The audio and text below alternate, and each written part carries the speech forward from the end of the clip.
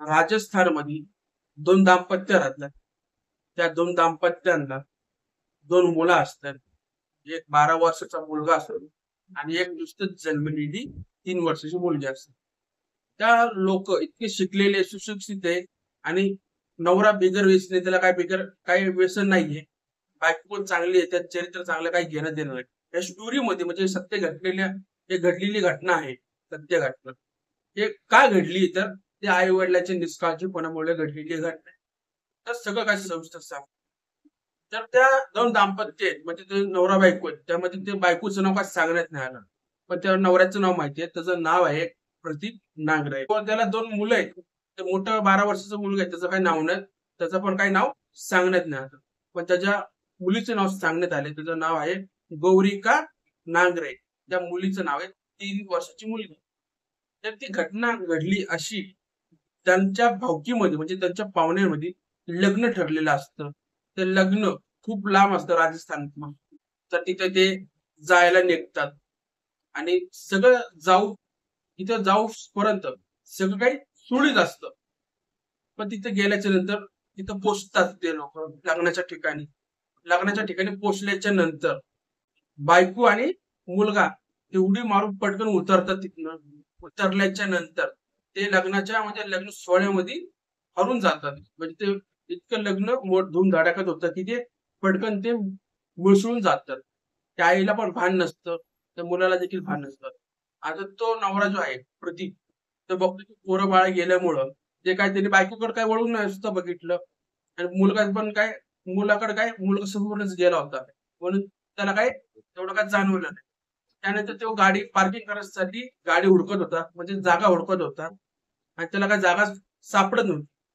खूप अडचण येत होती जागा हुडकण्यासाठी. तो जागा हुडकत खूप लांब गेला होता. त्याला एक ठिकाणी जागा मिळते. तिथं तो गाडी पार्किंग करतो आणि तो गाडीमध्ये काय वाकून नाही बघायचं. गाडीतून उतरतो, गाडी लॉक करतो आणि पाहुण्यामध्ये म्हणजे लग्नाच्या ठिकाणी जातो. पाहुणे तिथं लग्नाच्या ठिकाणी पोहोचल्याच्या म्हणजे लग्नाच्या मंडपात पोहोचल्या तर पाहुण्यांमध्ये मिसळून जातो. तो पाहुणचार त्याचा होतो, गप्पा बिप्पा मारतात, 2 तास ओलांडतात. ती जी पत्नी ती पण पाहुण्यांमध्ये हावरून जाते, बायकांमध्ये गप्पा मारता मारता 2 तास ओलांडून जातात. ते इतके गप्पा मारण्यामध्ये व्यस्त असतात की त्यांना त्यांच्या मुलाकडे काही त्यांचं काही लक्ष जात नाही. आणि गप्पा मारता मारता ते आता त्यांना 3 तास झालेले आहेत. 3 तासानंतर ते एकत्र येतात. मग ते आपला पाहुणचार घेतात. म्हणजे नवरा बायको एकमेकांचा पाहुणचार घ्यायला लागले. आता तुम्ही कसं आहे, चहा पिला का, नाश्ता झाला का? तर त्यांच्या भाकरीला पद्धत असते चहा पाणी करायची. तर ते सगळं ती विचारत असताना अचानक त्या आई वडिलांना जाणवतं की आपली मुलगी काय आहे? तेव्हा ते विचारतो प्रत्येक, मुलगी कुठे आहे? ती मुलगी कुठे म्हणजे ती बायको पण शॉक होती. मला वाटलं तुमच्या बरोबर असेल. तर मुलगी कुठे? नाही, माझ्या बरोबर नाही. तर ते लोक हुडकायला सुरुवात करतात. व हुडकता हुडकता आपल्या लग्न मंडपात पूर्ण हुडकतात. ते थकून हारून जातात. शेवटी ते गाडीकडे येतात. गाडीकडे आल्याच्या नंतर मुलगी तिथं दिसती त्यांना.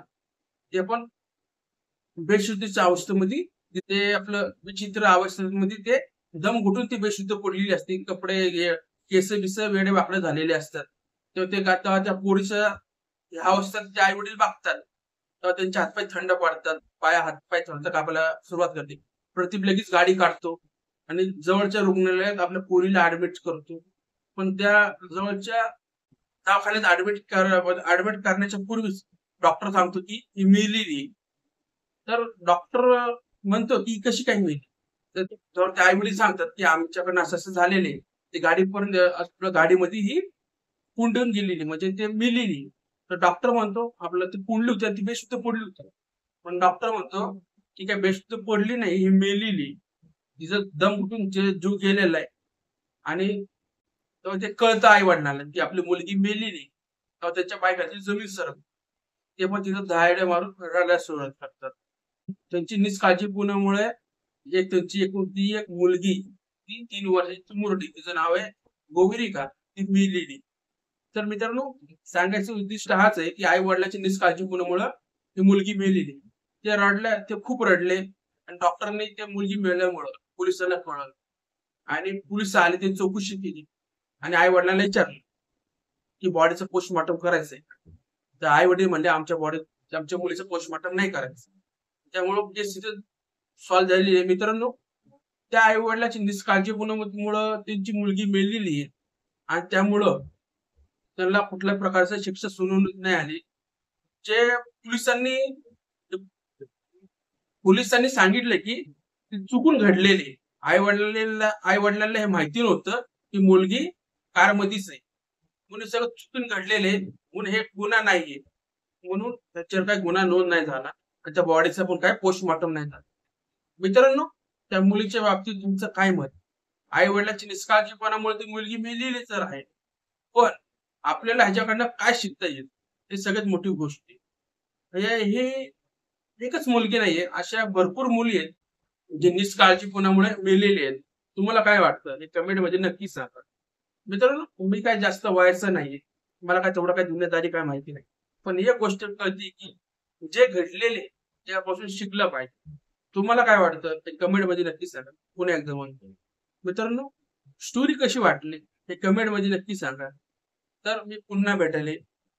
नमस्कार.